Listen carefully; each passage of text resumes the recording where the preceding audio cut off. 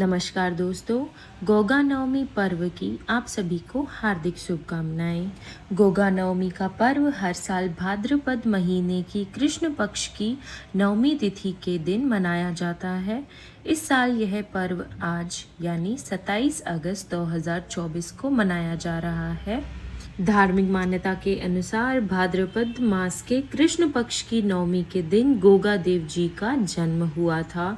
लोक मान्यताओं के अनुसार गोगा जी को सांपों के देवता के रूप में जाना जाता है।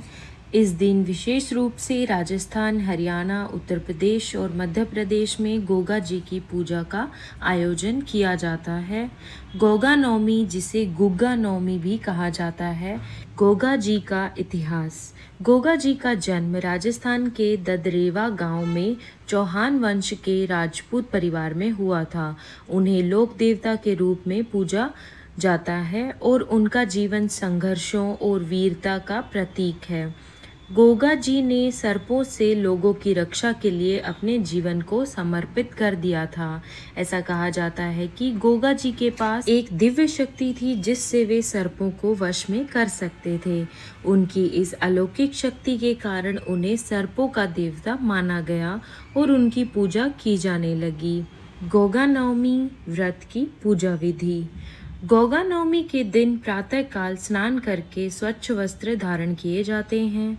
गोगा जी की पूजा में विशेष रूप से हल्दी, रोली, चावल, धूप, दीप, पुष्प और मिष्ठान का उपयोग होता है। महिलाएं मिट्टी से गोगा जी की मूर्ति बनाकर उनकी पूजा करती हैं।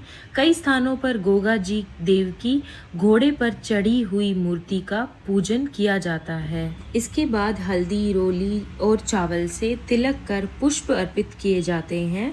इस दिन गोगा स्वामी को खीर, चूरमा या गुलगुले का भोग लगाना शुभ होता है। इस दिन घोड़े को दाल खिलाई जाती है और गोगा देव की कथा का श्रवण करते हैं। ऐसी मान्यता है कि रक्षाबंधन के दिन बहनें अपने भाइयों को जो रक्षा सूत्र बांधती है, गोगा नवमी के दिन उसे खोलकर गोगा देव जी को अर्पित किया जाता है।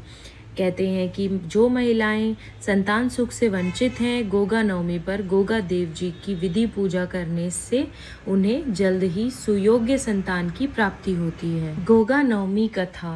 प्राचीन कथा के अनुसार गोगा जी की माँ बाछल देवी की एक भी संतान नहीं थी। संतान न होने के कारण वो बहुत दुखी रहती थी। एक दिन गोगा मेड़ी में गुरु गोरखनाथ अपनी तपस्या करने के लिए आए हुए थे। तब बाछल देवी गुरु गोरखनाथ जी के पास जाती हैं और उनसे अपने संतान न होने की समस्या को बताती हैं।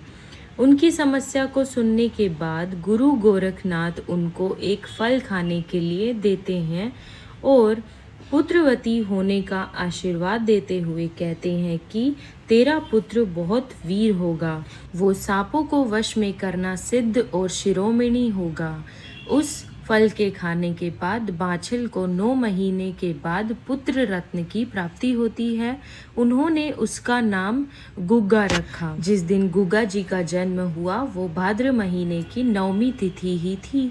बाद में गुग्गा को गोगा के नाम से जाना जाने लगा। इनके ऊपर गुरु गोरखनाथ का आशीर्वाद था।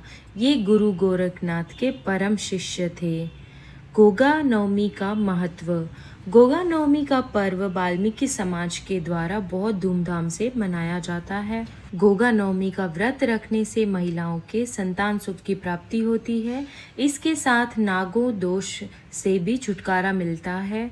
राजस्थान के गोगा मेड़ी नामक गांव में गोगा नवमी के दिन बहुत बड़े मेले का आयोजन होता है। हम उम्मीद करते हैं कि आपको हमारी आज की यह जानकारी पसंद आई होगी। हमारी ऐसी ही वीडियोस को देखने के लिए हमारे चैनल को लाइक, शेयर, सब्सक्राइब ज़रूर कीजिए। धन्यवाद।